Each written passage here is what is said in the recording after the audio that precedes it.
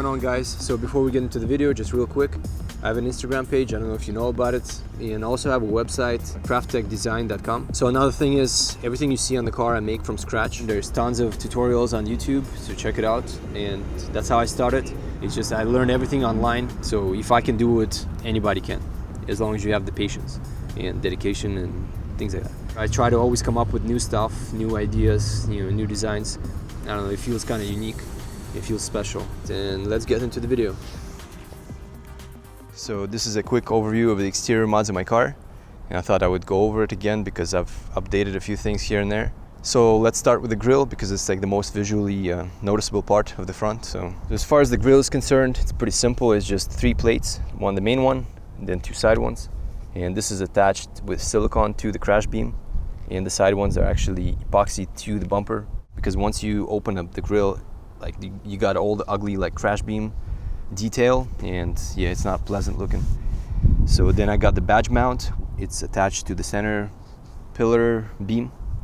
So yeah, that's pretty much it. Stock badge, 3M taped, and the frame itself is cut out from the stock grille. It's a bit of a tricky process, but you can do it if you're good with a Dremel. And I actually ended up repainting the frame with like metallic black or something, duplicolor, and that came out nice. And it's attached with silicone as well to the bumper. And the best part about the grille is like how deep it is, and of course you can still see some detail here that's not quite awesome looking, but like the depth and the look itself, like of it being so dark, it's really cool. Same lip as before, nothing changed.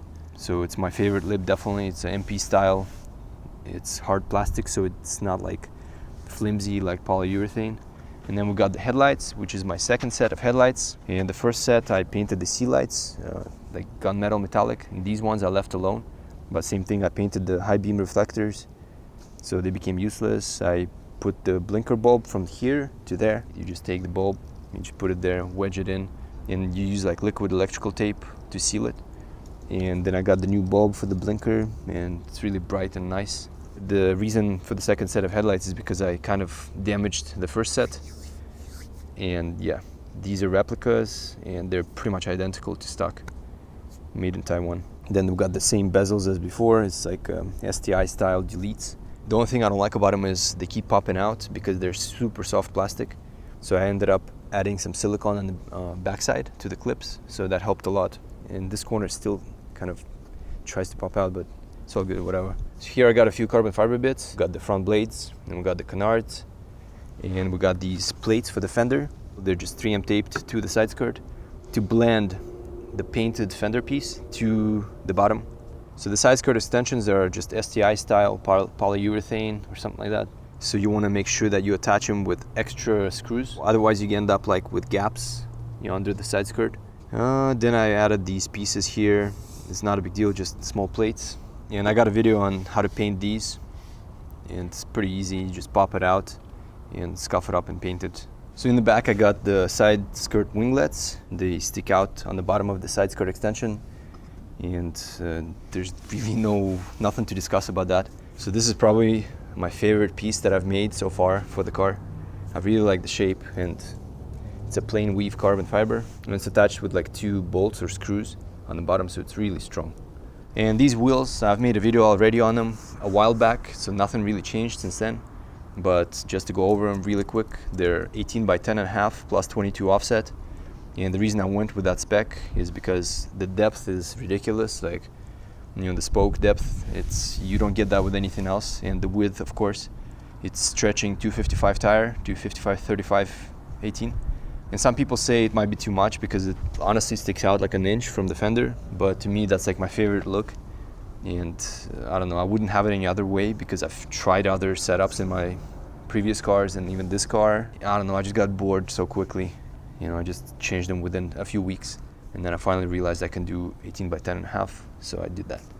And to make it fit without rubbing, it's like insane amount of work. Well, not insane, but more than most people want to do. So for example, I removed completely the rear fender liner and I sprayed it with rubberized coating. Then I'm running stiffer springs, 10K Swift springs in my coilovers. Then I got really stiff sway bars front and back. Then also, of course, I rolled and pulled the fender as much as possible. Then I hammered it in on the inside.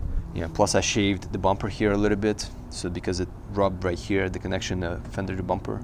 especially like rolling and pulling the fender, it's really tricky because this fender, in most cars actually, they don't pull equally because, for example, you got more metal here, so it's gonna pull less here, right, than you would pull here. So most of the time people pull their fenders, you can actually see really obvious signs that they did that is when you have that bulge here starting from the bumper, it goes like this, and I try to avoid it as much as possible, so mine actually flows kind of like you don't even notice that it's pulled until you look closer. You know, here as well, so it starts off smooth and gradual, and the most important section is here. I don't like center caps, so this is my look, and that's the reason why I chose red cap centric rings, is because you can see right through it. I painted the hubs gunmetal, but I can actually now see it's chipping a little bit. And the lug nuts are forged aluminum. They're really awesome looking. Painted the brakes black in the back. And the front brakes are actually made by ProdigyWerks. So I got those on sale for like 1,500 bucks. Usual price is like 2 grand. It's made in Taiwan. You know, I've had stop decks before, and quality wise you can't tell the difference, to be honest. The pedal feel is so much better than stock. Like you feel right away, like when you apply brake pressure, it's like it's there. Anyway, moving on to the trunk. I'm not running a license plate frame because I like just a frameless look. I'm using these washers. They're Password JDM aluminum washers, nothing special. And for the trunk here, I actually made this gurney flap, and it's attached via 3M tape. And also I added these bolts. You don't need to have them, but I just kind of was paranoid of it flying off on the freeway. But it's really strong. I mean, you can't take it off. So, and for the badge here, I'm just using a honeycomb texture style badge. It's like a sticker. I got it on eBay a while back, but I don't think they actually make them anymore because a lot of people asked me about this. And I painted the frame black. So, and of course the taillight overlays here to cover the white bits. That's something that looks best on like a modified car versus stock. And on a stock car, I would actually recommend like the red version of those cutouts. So it just looks cleaner, I think.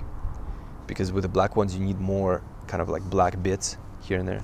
Otherwise, it just looks out of place. So in the back here, I made a carbon fiber diffuser and also added these blocker plates, which are supposed to actually hide the stock diffuser fins. And also adds like a stacked look to it. Almost looks like a kind of like a dual diffuser sort of deal. And I also added this center plate here underneath. It's like a, so you got the triple layer, you know, 1, 2, and 3 look. So it's definitely added to the whole complexity of it, and I like that. And this is all done in plain weave carbon fiber. Right now it's got just 2 fins here, and I'm working on a new one. It's supposed to have 4 fins. So I got this simple F1 light. There's nothing special about it. So I set it up only to be on when I brake. And then here I actually added extra fins. And the idea behind them is really simple. It's just to add to the aggressive look of the diffuser and the spats. So it sort of, you know, flows together. So as far as the exhaust is concerned, I've made a few videos on that already. It's the Invidia R400. And the only thing I've done to it is actually remove the resonator in the middle. That helped a little bit with the, like you get more spooling sound and stuff like that. It's really nice. I like the difference. I'm running the MAPerformance catted J-pipe, which helps a ton with the sound. I think it's a must for anybody who's planning on getting this exhaust, a catted or catless J-pipe, because the person I got this exhaust from actually had a stock J-pipe and he didn't like this exhaust. This is my favorite exhaust. Sound-wise, it's, in my opinion, it's the best.